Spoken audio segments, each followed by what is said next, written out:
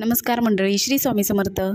आज संध्याकाळचे स्वयंपाकाचे रुटीन तुमच्यासोबत शेअर करावं म्हटलं तर आमचा 6 वाजताचा चहा झालेला आहे आणि भात पण झालेला आहे। आमटी काय करायचा असा प्रश्न पडला होता, तर मग फ्रीज उघडला तर फ्रीजमध्ये लाल पिकलेले छान रसरशीत असे टोमॅटो दिसले। मग म्हटलं चला आज टोमॅटोचा सार करावा। टोमॅटोचा सार आणि गरमागरम भाकरी। टोमॅटोचा सार हा चुलीवरती करणार आहे, तर त्याच्यासाठी मम्मी इथे चूल पेटवून घेतली आहे। चूल म्हणजे ही आमची शेगडी आहे, शेगडीवरतीच टोमॅटोचा सार करणार आहे।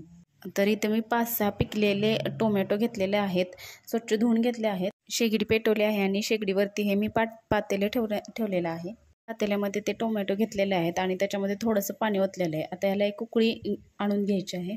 टोमॅटो शिजतायत तोपर्यंत म्हटलं चला भाकरी करून घेऊया, तर इथे मी भाकरी करून घेत आहे। टोमॅटो शिजलेले आहेत, आता त्याच्यावरचं साल काढून घ्यायचं आहे, टोमॅटोवरचं साल काढून घ्यायचं आहे। टोमॅटो शिजवून घेतलं की टोमॅटोचा आंबटपणा कमी होतो, चव छान लागते।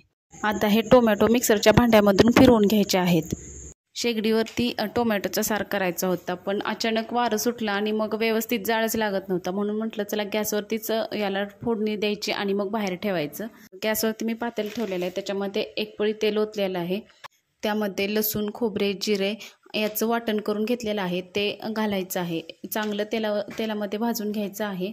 त्यानंतर गरम मसाला घालायचा आहे आणि चवीनुसार लाल तिखट घालायचं आहे। इथे छान मसाला भाजलेला आहे आणि गरम मसाला देखील मी घातलेला आहे आणि लाल तिखट हे चांगलं एकसारखं हलवून घ्यायचं आणि आपण मिक्सरमधून जे बारीक केलेलं होतं टोमॅटो ते याच्यामध्ये घालून घ्यायचं आहे। तर इथे मी त्याच्यामध्ये टोमॅटो ओतून घेत आहे। आता गरम केलेलं पाणी याच्यामध्ये ओतायचं आहे। तर याच्यामध्ये मी आता गरम पाणी ओतत आहे। गरम पाणी ओतल्यामुळे आमटीला छान अशी चव येते। मी ते गरम करून घेतलेलं पाणी ओतलं आहे आणि चवीनुसार मीठ टाकायचं आहे। आता हे पातेलं मी असंच बाहेर शेगडीवरती नेऊन ठेवणार आहे। हे बाहेर मी नेऊन ठेवलं आहे। आता याला चांगली उकळी येऊन द्यायची आहे। उकळी आली की याच्यामध्ये शेंगदाण्याचं कूट घालायचं आहे। झालं आपला टोमॅटोचा सार तयार।